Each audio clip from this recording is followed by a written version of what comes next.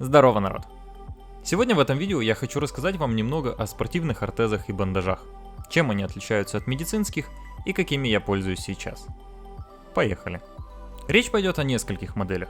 Это спортивный компрессионный наколенник от Bauerfeind, локтевой ортез Epitrain, спортивный налокотник Sports Elbow Support, ортез Bauerfeind Genutrain 8 поколения и бандаж GenuMedi. Если хотите ролик про всю мою спортивную экипировку, давайте наберем под этим видео 2000 лайков, и я его сделаю. Сегодня хочу сделать акцент на том, чем отличаются медицинские и спортивные изделия друг от друга. И начну с налокотников. Перед вами две модели, локтевой ортез Epitrain и спортивный Elbow Support. Один является медицинским, образно говоря, его нужно использовать для профилактики травм после операции или при болевых ощущениях, чтобы их снизить или предотвратить возможные рецидивы. А также для спорта с невысокой интенсивностью, и если подобрать правильно размер, то ходить в нем можно продолжительное время. Спортивный вариант предназначен для игровых видов спорта и отличается более плотным плетением, что создает большее давление в локтевом суставе, и такой вариант можно носить только во время высокой активности, на играх или тренировках. Для наглядного примера покажу вам, как отличается один и тот же размер медицинского и спортивного варианта. Epitrain у меня второго размера, а спортивный размера S. Берем размерную линейку и видим, что размер 2 и S это 25-27 см в окружности предплечья. Но визуально мы видим, что спортивный значительно меньше медицинского и при этом имеет более плотное плетение. Поэтому если вы планируете брать подобный ортез без предварительной примерки в магазине, обратите на это внимание. Я посчитал, что медицинский меня полностью устраивает и спортивный будет сидеть как родной такого же размера. Но по факту оказалось, что спортивный надо было брать на размер больше. Но вот медицинский на размер больше не давал вообще никакой компрессии при примерке в магазине. Поэтому я взял второй размер, хотя окружность предплечья у меня 28 см, что соответствует третьему размеру по таблице.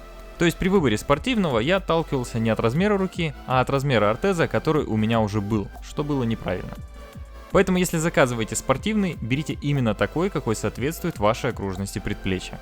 Данные налокотники однозначно могу рекомендовать к покупке. В волейбол играю только в них. На тренировке в основном ношу Epitrain. На игры беру спортивный вариант Elbow Support. В спортивном варианте есть силиконовые вставки на верхней части бандажа, которые предотвращают сползание изделия во время занятий спортом. Ортезы универсальны и подойдут для левой и правой руки. Спортивный вариант советую брать тем, кто регулярно играет в волейбол или баскетбол в больших объемах. Медицинский в случае, если у вас много другой спортивной активности и локоть вас беспокоит только в такие моменты.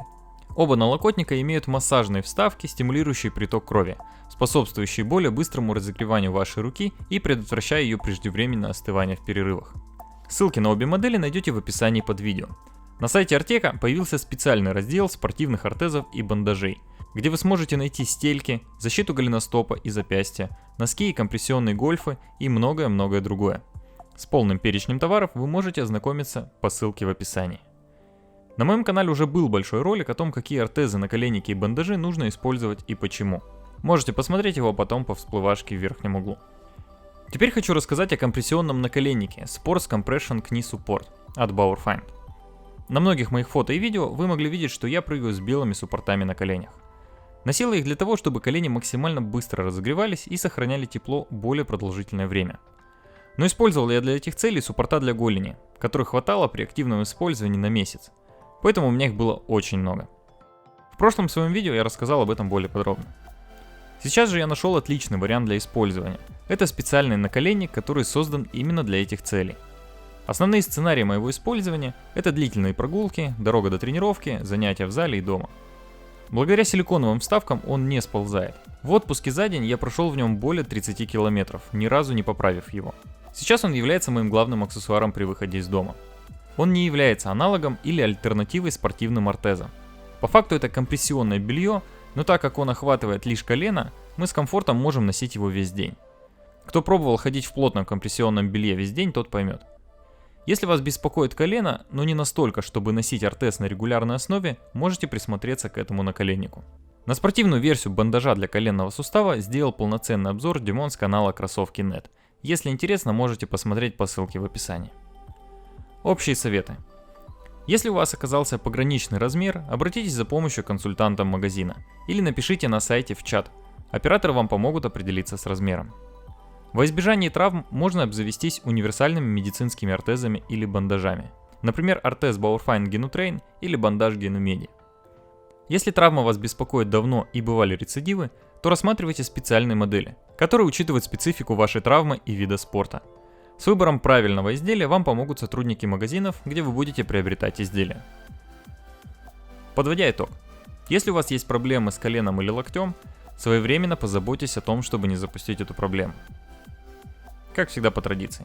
Надеюсь, данное видео было для вас полезным. Если это действительно так, то не забудь поставить лайк и поделись им со своим другом. С вами был Егор Пупынин. Всем удачи, здоровья и до встречи на волейбольной площадке.